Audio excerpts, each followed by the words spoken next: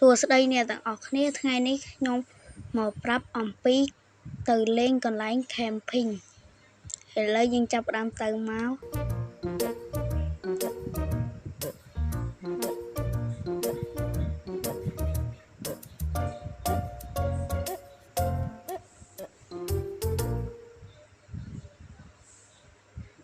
ចាំបន្តិចសិនព្រោះវារៀងយូរបន្តិចហើយអ្នកទាំងអស់គ្នា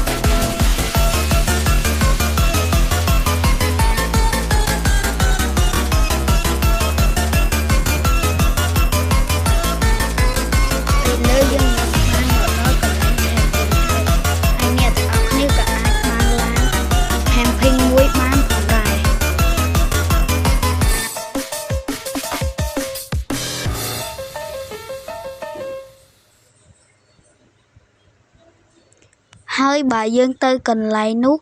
យើងនឹងឃើញតូងមួយដែលសម្រាប់អង្គុយលេង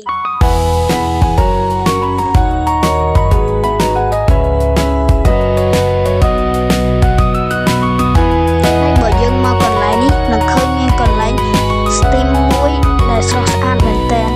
ហើយមិនមែនមានតែមួយជាន់ទេគឺមានពីរជាន់នៅខាងលើមួយទៀត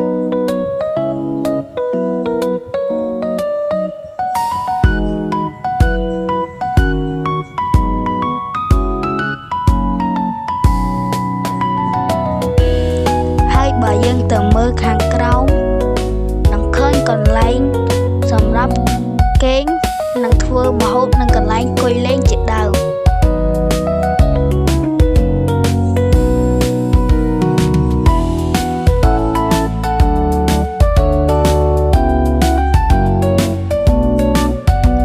វីដេអូយើងមានតែប៉ុណ្ណឹងអញ្ចឹងខ្ញុំសូមបាយហើយ